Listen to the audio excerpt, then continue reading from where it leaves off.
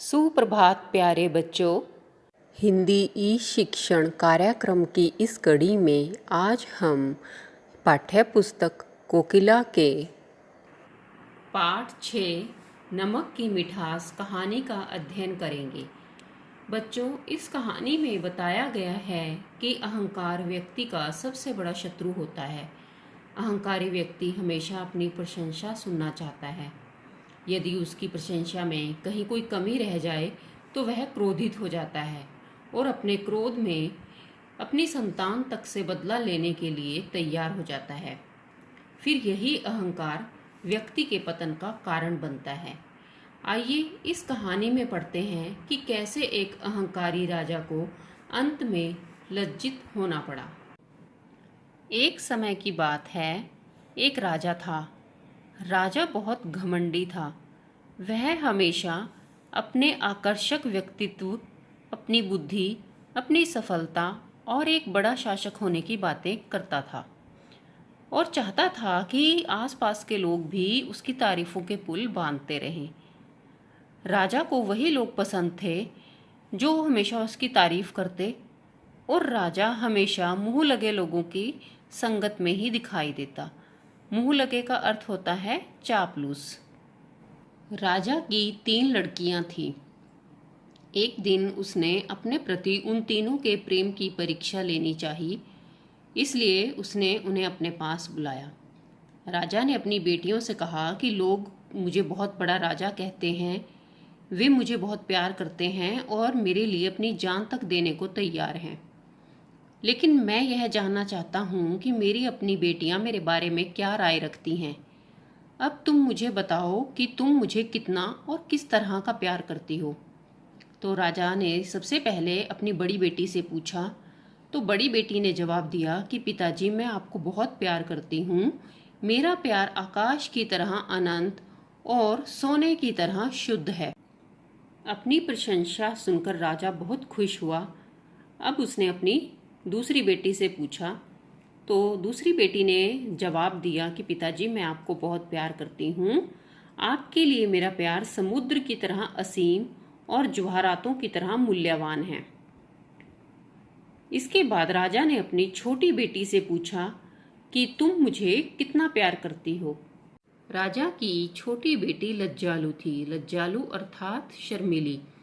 वह अपने पिता के इस प्रश्न का उत्तर न दे पाई, तो राजा उससे बार बार पूछने लगा।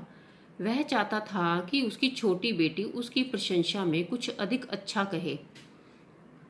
तो बार बार पूछने पर छोटी लड़की ने उत्तर दिया कि मेरा प्यार आपके लिए वैसा ही है जैसा कि एक बेटी का अपने पिता के लिए होता है। राजा ने उससे फिर पूछा कि बताओ तुम मुझे कितना और किस तरह का प्यार करती हो। बड़ा सोचने के बाद उसने जवाब दिया कि पिताजी, मैं तो इतना ही कह सकती हूँ कि मैं आपको उतना ही प्यार करती हूँ जितना कि आप और मैं नमक को करते हैं। राजा कड़क कर बोला, तुम मुझे साधारण से नमक के बराबर प्यार करती हो। कड़क कर अर्थात चीख कर। क्या मैं इतना सस्ता हूँ?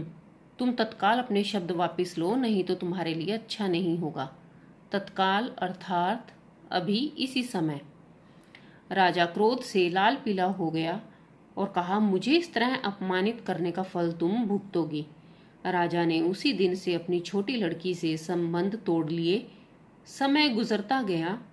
राजा ने अपनी दोनों बड़ी लड़कियों का विवाह 2 राजाओं के साथ कर दिया और उन्हें ढेर सारा दहेज भी दिया। एक दिन रानी ने छोटी लड़की का विवाह करने के लिए भी राजा से कहा। तो राजा ने कहा कि देखो, मैं उस बेवकूफ़ लड़की का विवाह किस तरह से करता हूँ। राजा ने बाहर सड़क पर देखा। वहां उसे एक भिखारी दिखाई दिया। राजा ने उसे अंदर बुला लिया और पूछा, तुम कौन हो, यहाँ क्या कर रहे हो? उस युवक ने बताया कि कई दिनों से उसे कोई काम नहीं मिला है और खाने के लिए वह भीख मांग रहा है। राजा यह सुनकर खुश हुआ कि वह एक भिखारी है। राजा अपनी छोटी बेटी से अपने अपमान का बदला लेना चाहता था, इसलिए उसने अपनी छोटी लड़की का विवाह उस भिखारी के साथ कर दिया। राजकुमारी ने भी अपना दंड बिना एक शब्द कहे स्वीकार कर लिया। वह जानती थी कि अब वह राजकुमारी नहीं रही। ना तो उनके पास अब धन था और ना ही हैसियत। हैसियत का अर्थ है समाज में किसी व्यक्ति का महत्व। जो कुछ था पति के रूप में एक भिखारी। लेकिन वह लड़की बड़ी बहादुर थी और किसी भी स्थिति का या कठिनाई का सामना करने के लिए तैयार थी। सबसे पहले वह अपने पति के बारे में जानना चाहती थी कि वह कौन है। पति ने बताया कि वास्तव में वह भिखारी नहीं है। वह शहर में नया था और काम खोज रहा था। जब उसे कोई काम नहीं मिला तो एक दिन लाचार होकर उसे भोजन के लिए भीख मांगनी पड़ी। उसी समय राजा ने उसे पकड़वा लिया। नवयुवक बड़ा महत्वाकांक्षी था। महत्वाकांक्षी का अर्थ है बड़ा व्यक्ति बनने का सपना देखने वाला। एक वीर और चतुर लड़की को अपनी पत्नी के रूप में पाकर वे अपनी स्थिति को सुधारने के लिए और किसी भी कठिनाई से जूझने को तैयार थे। नवयुवक और उसकी पत्नी शहर से दूर एक झोंपड़ी में रहने लगे। पत्नी ने कुछ गहने पहने हुए थे, उन्होंने वे बेच दिए और उन पैसों से थोड़ी सी ज़मीन किराए पर ले ली और उस पर खेती करने लगे। फसल अच्छी हुई तब उन्होंने और ज़मीन ले ली, फिर वहाँ पर भी भरपूर फसल हुई। इस तरह खूब परिश्रम करने से धीरे धीरे उन्होंने अपनी खेती बहुत बढ़ा ली। कुछ ही वर्षों में उन्होंने इतना पैसा जमा कर लिया कि खेती की सारी ज़मीन खरीद ली और वे धनी और संपन्न हो गए। इसके बाद उन्होंने अपना एक मकान बनवा लिया। फिर भी उन्होंने परिश्रम करना नहीं छोड़ा और उनके पास ज़मीन, बड़े बड़े भवन हो गए। अब उन्होंने अपने लिए एक बड़ा सा महल बनवाया जिसमें वे राजा की तरह बड़े ठाठ और आराम से रहने लगे। उनकी सामाजिक स्थिति बड़ी अच्छी हो गई थी। वे अपने घर शहर के प्रसिद्ध व महत्वपूर्ण लोगों को निमंत्रित करते थे।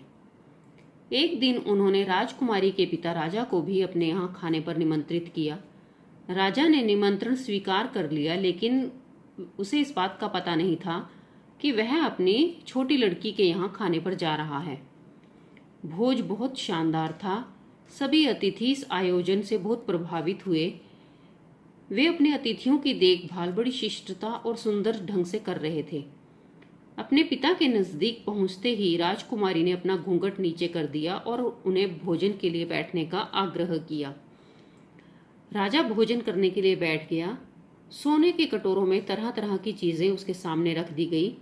राजा को बहुत भूख लग रही थी। उसने एक कटोरे में से एक ग्रास खाया। ग्रास अर्थात टुकड़ा। उसे बड़ा आश्चर्य हुआ कि खाने में नमक नहीं है। उसने दूसरे कटोरे में से सब्जी चखी, वह भी बिना नमक के थी। एक के बाद एक उसने सब कटोरियों में से भोजन चखा, लेकिन किसी में भी नमक नहीं था। राजा ने चारों ओर देखा। सभी अतिथि तो बड़े मजे से खाने का आनंद ले रहे थे। राजा को बड़ा गुस्सा आया। घूंघट निकाले गृहिणी राजा के नजदीक आई और पूछा कि क्या आपको हमारे यहाँ का भोजन अच्छा नहीं लगा? राजा को गुस्सा आ गया। उसने कहा कि ऐसा खाना मेरे सामने परोसने की तुम्हारी हिम्मत कैसे हुई? बिना नमक के खाना परोसकर तुमने मेरा अपमान किया है। तब गृहिणी ने अपना घूंघट उठाया और कहा, तो आपको नमक अच्छा लगता है? आपको बहुत पसंद है। निसंदेह आपके लिए वह सोने और जवाहरातों से अधिक मूल्यवान होगा। राजा ने गृहिणी की ओर देखा तो वह आश्चर्यचकित रह गया, क्योंकि यह तो उसकी तीसरी लड़की उसके सामने खड़ी थी। पहली बार राजा ने अनुभव किया कि आदमी के लिए सस्ता और साधारण सा नमक सोने और जवाहरातों से भी अधिक उपयोगी और मूल्यवान है। राजा ने अपनी बेटी को प्यार करते हुए कहा कि मेरी बच्ची, मेरी मूर्खता के लिए मुझे क्षमा कर दो। राजा ने अपनी छोटी बेटी से जो व्यवहार किया था उसके लिए वह बहुत शर्मिंदा था। अपनी गलती को सुधारते हुए राजा ने छोटी राजकुमारी और उसके पति को अपना सारा राज्य दे दिया और फिर वे सब आनंदपूर्वक रहने लगे। इस कहानी से हमें यह शिक्षा मिलती है कि व्यक्ति को कभी भी अहंकार नहीं करना चाहिए। यह बात हम सभी जानते हैं कि विशाल साम्राज्य, धन संपत्ति के स्वामी रावण का अंत भी उसके अहंकार के कारण ही हुआ था। व्यक्ति को गुस्से में आकर कोई भी निर्णय नहीं करना चाहिए, क्योंकि क्रोध व्यक्ति के सोचने समझने की शक्ति को समाप्त कर देता है। हमें किसी भी वस्तु को तुच्छ नहीं समझना चाहिए। साधारण से साधारण वस्तु का भी हमारे जीवन में बहुत महत्व होता है और यह महत्व हमें तब पता चलता है जब वह वस्तु हमारे पास नहीं होती। इस कहानी से यह भी शिक्षा मिलती है कि व्यक्ति को कठिन से कठिन परिस्थिति का सामना साहस व धैर्य के साथ करना चाहिए। परिश्रम के बल पर व्यक्ति मनचाही सफलता प्राप्त कर सकता है। आशा है बच्चों आपको कहानी अच्छे से समझ आ गई होगी। पाठ संबंधित गहन जानकारी प्राप्त करने के लिए पाठ स्वयं पढ़ें।